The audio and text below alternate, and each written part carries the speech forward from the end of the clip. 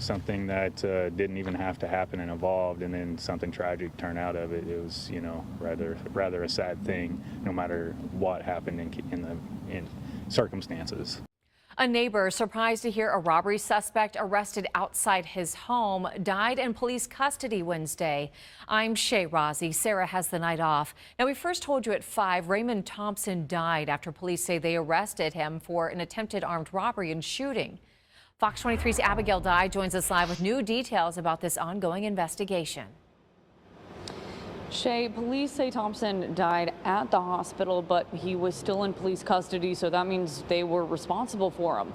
At this point, Tulsa police have their robbery and homicide unit working to investigate this case and flush out all those details.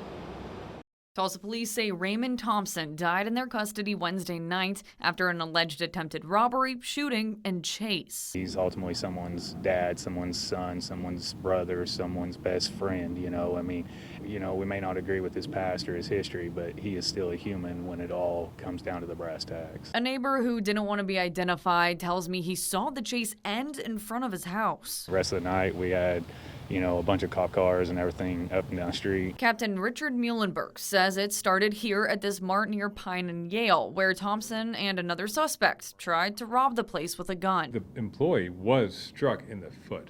We don't believe that it was a direct shot, as if the suspects were shooting at that person. He says the two took off in a gray SUV when an officer spotted them. When he goes to try to stop that car, well, they take off.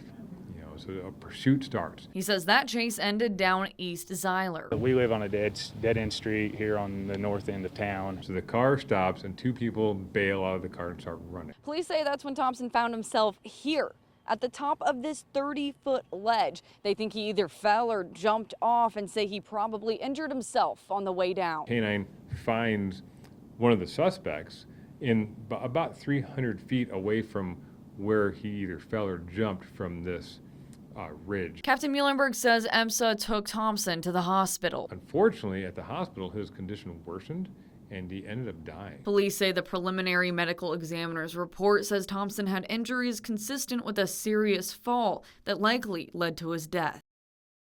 Tonight, we have new body camera video of the chase and arrest of a robbery suspect who later died in Tulsa police custody. I'm Shay Rozzi. Glad you're with us tonight. I'm Sarah Whaley. We first told you about the incident back in September.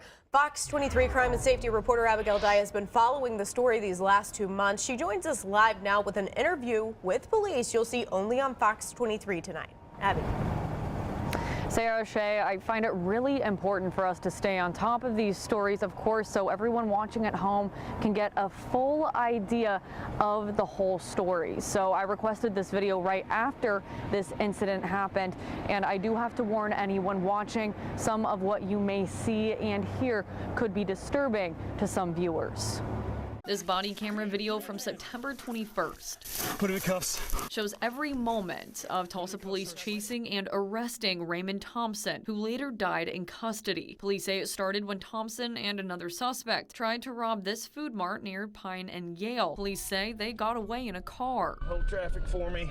We're at a dead end. Which this officer spotted. Here, the officer is chasing the suspect car. Going off-road. They're going to be in foot. You see the officer run but stop at a ledge that Thompson either jumped off or fell down. This is what that ledge looks like in the daylight. It's about a 30-foot drop. And once the K-9 unit got to the area... Watch yourself, that's a big jump. They went down and eventually found Thompson deep in the wooded area. Let me see your hands! Let me see your hands! The K-9 keeps a hold of him for about 35 seconds while officers cuff Thompson. So the dog's job is to latch on and be a distractor until that suspect is secure. Tulsa Police Captain Richard Muhlenberg says that's in line with their policy. Secure is going to be handcuffed or no longer a threat. And for us, if someone could possibly have a weapon, it is going to be when they're handcuffed and searched. Once Thompson's cuffed, officers call for medical. Starting him over to you guys. He's bleeding pretty good. They lead him out of the woods, and Thompson is visibly struggling. Get up. They made it to a clearing after about 9 minutes of walking, while Thompson continued to struggle. Officers offered him water and waited for medical. You want another drink? Yeah, but Okay, hold still. Ready? EMSA shows up about 21 minutes after being called and takes Thompson to the hospital. And when he went to the hospital, and he died from injuries he sustained from jumping. Come to find out later through the medical examiner's report that he had collapsed lungs that were a result of this fall that he took. Somebody is responsible for him not getting the proper medical care that he should have got. So that's why I'm here talking to you right now. A sister is speaking out after seeing her brother's arrest before he died in police custody. I'm Shay Rozzi. And I'm Sarah Whaley. We first showed you the body camera video last night of Tulsa police arresting Ramon Thompson, a robbery suspect. After seeing our story, Thompson's sister reached out to us. Crime and safety reporter Abigail Dye joins us live with the exclusive interview. Shay, Sarah, Thompson's sister talking to me today says that she always felt like there was more to the story of her brother's death. And she says after watching the body camera video, she felt verified in that. And she tells me that she knows Thompson wasn't perfect and he was committing a crime that day, but she thinks her brother deserved to live to see his day in court. This body camera footage of Tulsa police arresting Ramon Thompson, a robbery suspect who later died in police custody, put him in cuffs. Was hard for some viewers to watch, especially Thompson's family. It was hard, Abigail. I wouldn't wish this on nobody, to have to go through this. Kenesha Pearson, Thompson's big sister, says she knows about her brother's criminal history. It wasn't all bad with Ramon. So I just want people to know, despite of what he did and he had done, he was still a human being. That was my brother. Police say Thompson robbed a store on September 21st, and this video shows police chase, Going off-road, they're gonna be in foot. and catch Thompson. Tulsa Police Captain Richard Muhlenberg told us while running, he likely jumped or fell off this ledge. And when he went to the hospital, and he died from injuries he sustained from jumping. Come to find out later through the medical examiner's report that he had collapsed lungs that were a result of this fall that he took. After that fall, Thompson runs into the woods where a TPD canine latches onto him. Police cuff Thompson, call the dog off, and call for medical. Start IMSA over to you guys. He's bleeding pretty good. While police walk him out of the woods, Thompson is visibly struggling. You need medical attention, buddy. Walk up to the car. Police wait for EMSA in a clearing while Thompson gets worse. I'm dying. You ain't dying.